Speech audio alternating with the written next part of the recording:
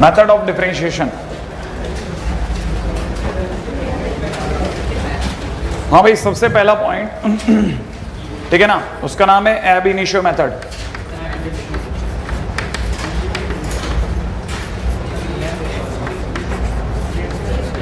और first principle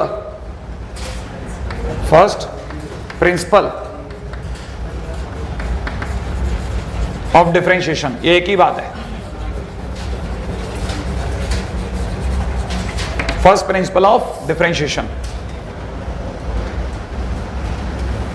मुझे सिर्फ याद ये दिलाना है कि इसमें एक y इक्वल टू एक्स होता है। अगर किसी बच्चे ने फंक्शन में x में एक छोटा सा चेंज डेल x कर दिया तो y में भी एक छोटा सा चेंज डेल y हो जाता है। इसे अगर मैं इक्वेशन a और इसे इक्वेशन b नाम दे दूं, तो जिस दिन मैंने इक्वेशन b में से इक्वेशन a घटा दिया, घटाते ही मुझे डेल y दिख जाएगा। अगर मैंने डेल y यहां देखा तो दूसरी तरफ से fx plus del x minus fx हो जाएगा। क्या आप ये बात पकड़ गए? अब जिस दिन आपने डेल y में डेल x का डिवाइड लगाया, आपको इधर भी डिवाइड लगाना पड़ेगा। अगर आपने इधर भी डिवाइड लगाया तो डेल x का डिवाइड लगाने के बाद आपको बस एक limit del x tends to 0 करना है। माने ये जो x में चेंज है उसे जितना छोटा संभव हो सकता है उतना छोटा करते जाना है। तो डेल x के 0 करते ही आप में से कई लोगों को ये RHD जैसा दिख जाएगा। Limit h tends to 0 fx plus h minus fx divide by h। और जैसे ही आपको ये RHD दिखेगा, आपको याद आ जाएगा कि RHD का मतलब होता है f डैश x या f डैश a। याद आ गया? मैंने बताया था कि अगर by the way f dash a plus और f डैश a माइनस बराबर होते हैं तो f डैश a दुनिया में आता है। f डैश a एग्जिस्ट ही तभी करता है जब वो दोनों बराबर होते हैं। तो इसका मतलब ये, और फिर f डैश a उन्हीं की वैल्यू ले लेता है। इसका मतलब ये जो कुछ भी लिखा है ये f डैश x लिखा है। लेकिन अगर मैंने लिमिट इधर काटी है तो लिमिट इधर भी कट चुकी थी, और ये अगर f डैश x है तो ये बन गया dy बाई dx। क्यों? f डैश x का मतलब dy बाई dx। याद है ना, f डैश x का मतलब dy बाई dx। इसका मतलब मुझे यहां से ये पकड़ में आ गया, क्या फाइनली मैं कह सकता हूं कि मुझे dy बाई dx का बेसिक फार्मूला समझ में आ गया कि dy by dx is nothing but limit del x tends to 0 del y by del x। Actual में del y upon del x ही dy बाई dx होता है, पहली बात। दूसरी बात, हमारा इस चीज को पढ़ने का तरीका बदलने की बहुत सख्त जरूरत है। ये एक्चुअल में d upon dx of y है। हम इसे dy बाई dx बोलते हैं जरूर है, ठीक है ना। और इस dy बाई dx बोलने के चक्कर में गजब का काम भी कर लेते हैं। हम dy और dx को अलग करने की भी कोशिश कर सकते हैं। कैसे कर लेते हैं? कई बार हम लोग ये चमत्कार कर देते हैं कि आपको याद होगा, ये सामने अगर ऐसा लिख रखा है तो हमने किसी एक चैप्टर में dy upon under root 1 minus y square is equal to में dx upon under root 1 minus x square करके न केवल क्वेश्चन सॉल्व कर लिया बल्कि आंसर भी निकाला हुआ है। पता है आपको? डिफरेंशियल इक्वेशन, ये वेरिएबल सेपरेबल मेथड। याद आ गया? जबकि dy बाई dx तो अलग हो ही नहीं सकता। अलग होना था तो d अपॉन dx और y को होना था, क्योंकि d अपॉन dx तो एक ही है। आप चाहो तो आपको ये भी बता दूं कि dy बाई dx जिसे आप dy बाई dx बोलते हो उसे कुछ बुक्स वाले सिर्फ ऐसे भी लिखते हैं, d ऑफ y। अगर मान लीजिए क्वेश्चन में d ऑफ y होता और अब आपके सामने under root 1 minus y square upon में, ठीक है, अंडर रूट में 1 माइनस एक्स स्क्वायर होता, तो शायद आप में से कुछ लोग, ठीक है, ऐसे 1 माइनस वाई स्क्वायर अपॉन में, है ना, ऐसे बचा हुआ लिख देते, हाँ या ना, ये अंडर रूट ऐसा करके कर लेते क्या? फिर तो इसका मतलब ये कि आप जो कर रहे हो वो तो कमाल कर रहे हो, आपको पता ही नहीं है। आप सोच रहे हो नहीं ये तो गलत क्या है इसमें, ठीक है ना। तो आपको पता होना चाहिए अलग जो है ये dy नहीं होगा। आपको पकड़ में नहीं आई बात? ये dy अलग नहीं होगा। एक्चुअल में अलग हो ये होता है, ये अलग होता है। खेलते अपन डेल में डेल में खेल रहे होते हैं, अपने को पता ही नहीं होता कि हम डेल में खेल रहे हैं। क्यों? क्योंकि हमें बेसिक का तो मतलब ही नहीं है ना, हमें मतलब क्या है बेसिक से, ठीक है। तो एक्चुअल में क्या डेल में खेलते हैं, लेकिन लिखते dy और dx में, वो गलत नहीं है। लिखना, हम डेल में लिखना थोड़ा अटपटा लगता है, तो इसलिए हम क्या dy dx में लिखते हैं। ये जरूर समझ लेना, ठीक है ना भाई। अच्छा, फिलहाल मुद्दे पे आता हूं। इसका मतलब क्या? इसका मतलब ये रेशो है, ये रेशो है भाई, इसे आप अलग कर सकते हो। ये सिंबल है, ये सिंबल है, सिंबल को थोड़ी तोड़ते हैं कोई। बात समझ में आ गई आपको? और क्योंकि रेशो है इसलिए रेशो को पलटा भी जा सकता है। कल को आप अगर by the way limit del y tends to 0 कर दो तो आपको पता होना चाहिए डेल y टेंस टू 0 करने पर ये del x upon del y हो जाएगा, जिससे हमारे पास dy बाई dx आ जाएगा। dx by dy, sorry dx by dy भी आ सकता है, और dx by dy is nothing 1 dy by dx होता है, ये भी ध्यान रखना, ये दूसरी काम की चीज है। और ये रेशो का खेल सिर्फ फर्स्ट डेरिवेशन तक ही सीमित रहता है। आप ये चमत्कार भी नहीं कर सकते कि अगर कल को आपको d2y by dx स्क्वायर लिख दिया, सही है, तो आप ढूंढ के लिया है limit del x tends to 0 del square x square upon del square y square, ये चमत्कार भी नहीं कर सकते। हाँ, ये सब नहीं अलाउड है ना, ये सिर्फ फर्स्ट डेरिवेटिव तक ही सीमित रहता है।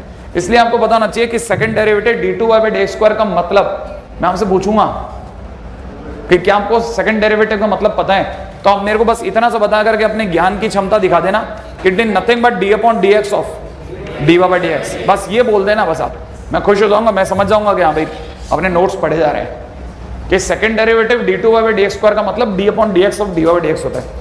यहां तक ये कहानी पकड़ में आती आ रही है ना? अच्छा, अब मैं आपको इसमें एक छोटी सी बात और पे ले चलूं, ठीक है?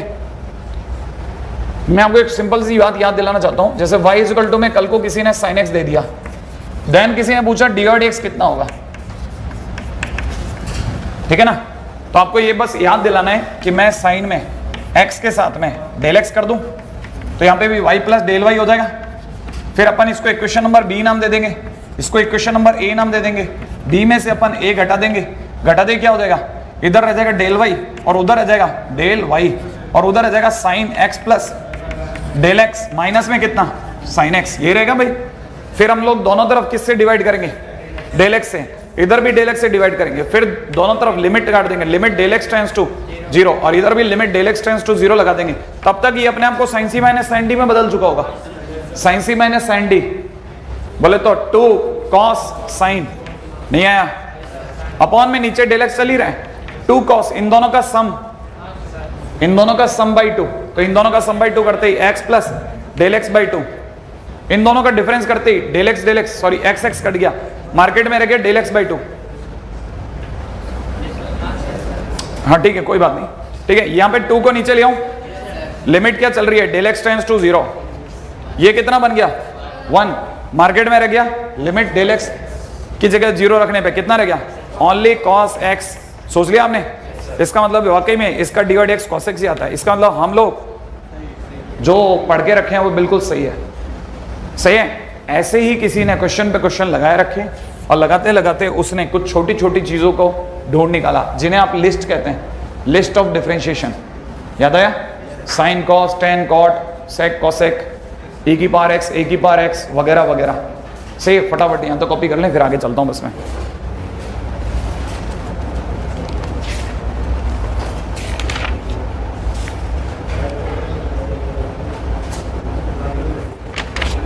ध्यान रखिएगा एक छोटी सी बात, डिफरेंशिएशन और इंटीग्रेशन, इन पे अगर किसी बच्चे की पकड़ कमजोर है तो इसका सीधा मतलब जाता है कि आपने, ठीक है ना, ट्रिग्नोमेट्री के अंदर बहुत फांदी मारी है, ठीक है ना। और जिस हिसाब से आपने शीट आज डिस्कस कराई, अब मेरे को समझ में आ गया आपके चैप्टर इतनी फटाफट खत्म कैसे हुए थे स्लॉट 2 के।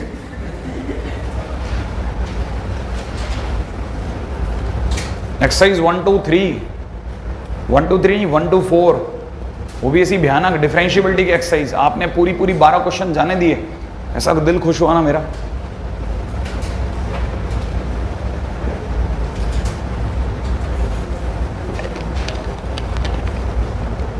अब तो भगवान हो कई टीचर्स के लिए, पता है।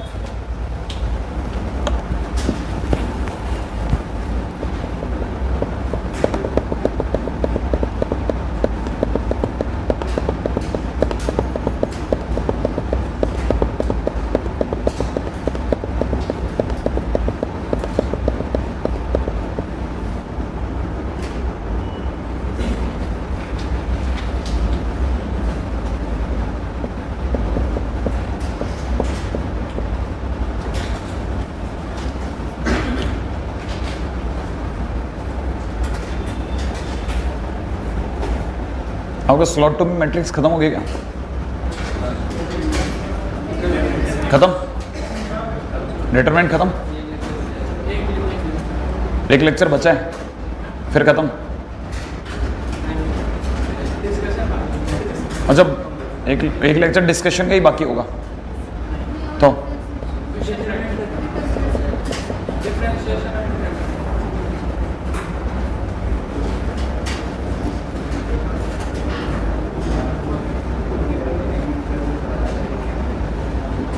आपके और नॉर्मल बैचेस के बीच में 1 महीने और 20 दिन का अंतर था।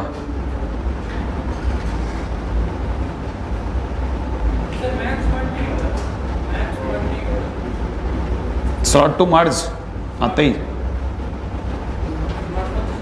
स्लॉट 1 अलग चलेगा। मैंने तो हाथ खड़े कर दिए थे, मैंने कहा मेरे से तो नहीं कटता।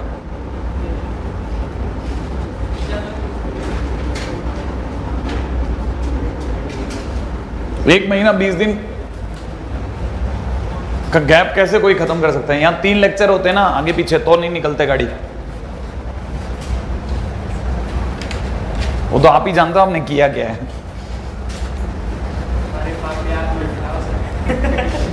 एसओटी 3 लेक्चर में खत्म, एसओटी 3 लेक्चर में खत्म। मतलब आप सोचो 3 लेक्चर के अंदर मैं उसके आपको बताऊं, मैं आपके उसके नाम लेता हूं। 11 तो टॉपिक है, 11 तो मेजर टॉपिक है।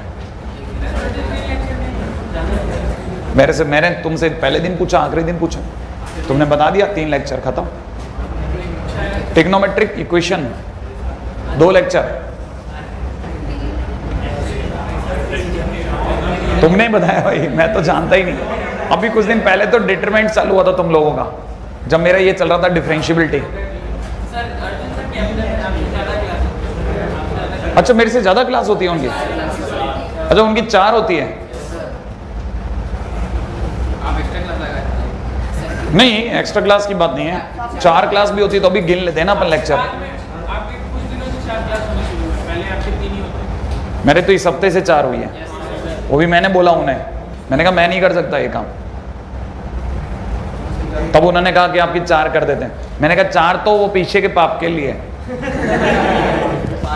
हाँ आगे के लिए नहीं कह सकते।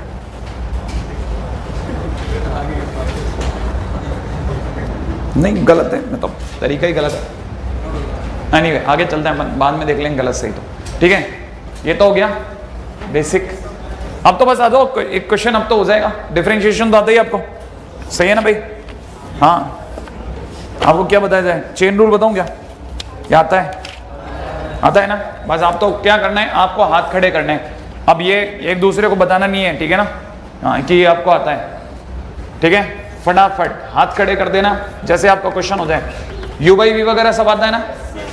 लफड़े तो नहीं करते आप, ठीक है ना?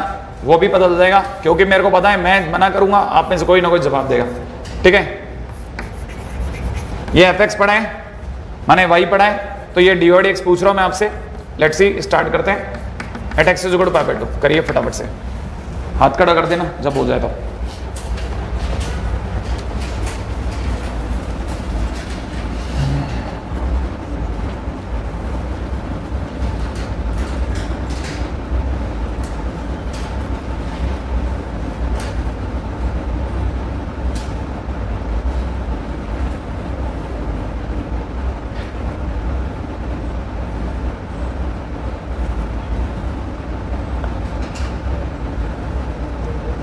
इसे तो मत छोड़ना कम से कम, है ना? कि आपको पता चला ये भी छोड़ दिया आपने। इसका तो डी वाई एक्स निकाल ही देना है, इसमें क्या पड़ा है आपके?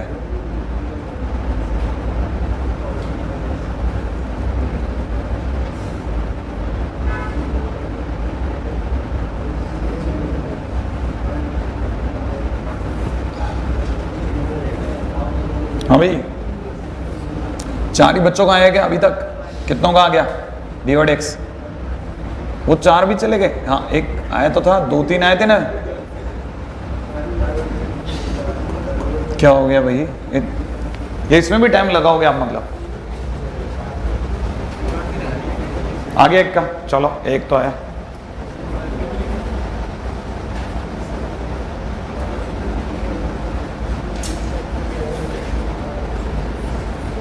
नहीं है? आ गया? क्या आ गया? डी और एक्स कितना है? आ गया? कितना है? 0 या 0/0? 0/0 आना ही था, आप ऐसे ही चले गए थे। डोमेन चेक ही नहीं किया था आपने। ठीक है ना, x is equal to pi by 2 not in domain. आप डिफरेंशिएशन पहले कूद गए, अपने ध्यान नहीं दिया, ठीक है। dy dx does not exist.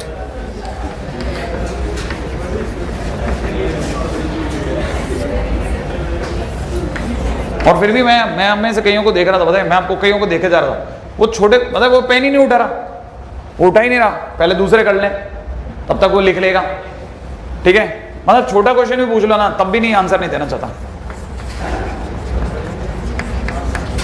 कितना मतलब और कितना नीचे जाएगा आदमी।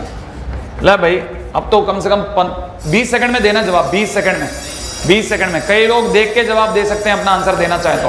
देख लिया क्या, कितना आ गया, cos x upon sin x minus 2। पहले किसका करा, लॉग का, फिर अंदर वाले का।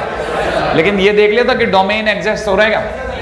ये sin x ज्यादा से ज्यादा कितना कह सकता है, 1 तक, और रखने के बाद में 2 रखने पे ये नेगेटिव हो जाएगा। हाँ तो इसका मतलब ये कि फंक्शन अनडिफाइंड।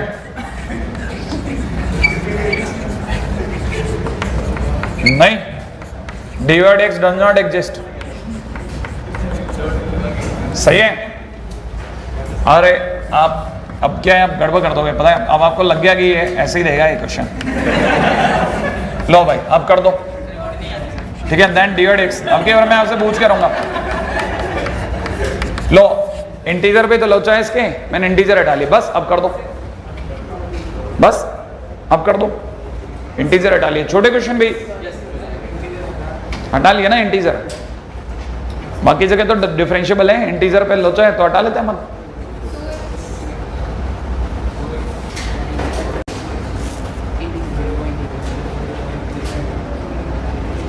आपको मारने के लिए ज्यादा मतलब मैंने कहा ना ओजोन लेयर पे जाने की जरूरत ही नहीं है।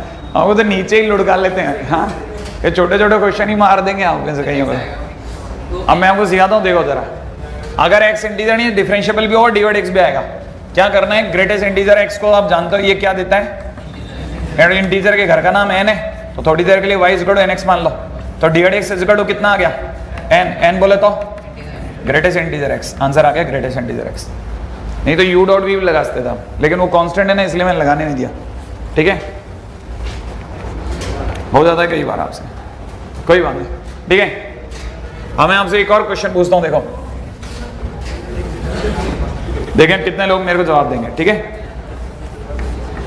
fx इज इक्वल टू मैं दे रहा हूं आपको, ये आपका देखा हुआ क्वेश्चन है, लेकिन आप कितने लोग कर पाते हैं वो अलग स्टोरी है। When x is not equal to 0, 0 when x is equal to 0, मैं आपसे पूछता हूं बताओ f dash 0,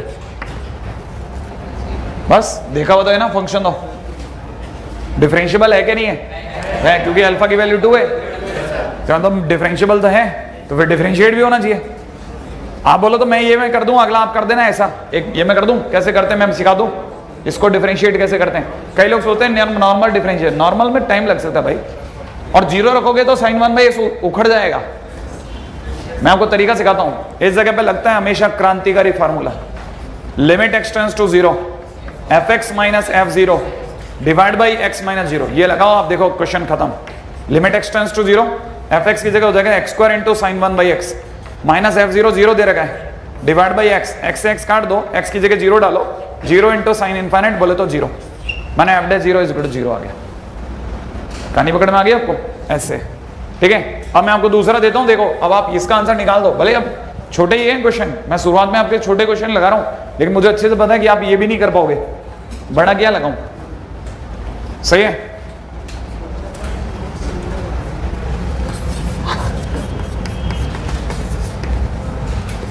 x minus 1 upon 2x square minus 7x plus 5 when x is not equal to 1, minus का 1/3 when x is equal to 1। आपको मेरे को बताना है f डैश 1 कितना होगा।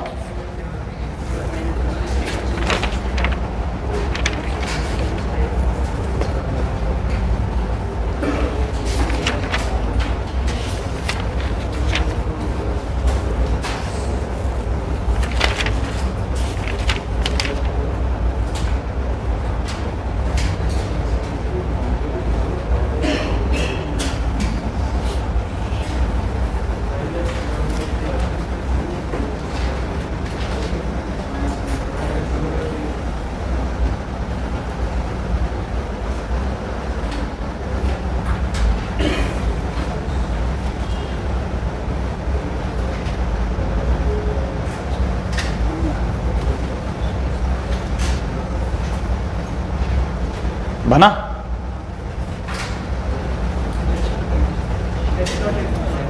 Does not exist? नहीं एग्जिस्ट होते। आप जब बोलोगे तब डज नॉट एग्जिस्ट वाला गेम तो मैं आपके साथ कभी भी खेल सकता हूं, आपको पता भी नहीं चलेगा, हर बार नया गेम खेलूंगा।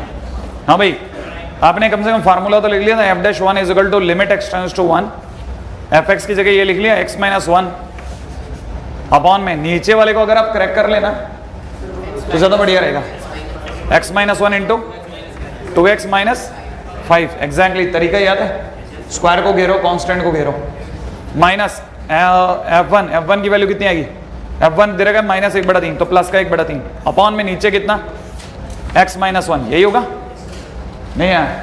अब जब आप x की जगह 1 डालोगे तो आपको पता है ना x टेंड्स टू 1 होने का मतलब होता है x की वैल्यू 1 नहीं है, इसका मतलब ये काटे जा सकते हैं, तो पहले तो कुछ कम कर लो। दूसरी बार अगर आपने x की जगह 1 डाला तो 1 डालते ही जरा देखो, x की जगह 1 डालते ही माइनस 1/3, x की जगह 1 डालते ही 1/3, तो ये 0 आ गया, 0/0 फॉर्म में dl लगा दो, dl लगाते ही इसका डिफरेंशिएशन बोलो, माइनस 1 अपॉन 2x माइनस 5 का और फिर 2x का 2 और 1/3 का 0 अपॉन में नीचे कितना, और लिमिट में x की जगह कितना डालूं 1, अरे 1 डालते कितना हो जाएगा माइनस का 2/9 है ना, हो गया आंसर, माइनस का 2/9। ठीक है, बाकी अपन कल करते हैं, मतलब अगली बार मिलेंगे तब।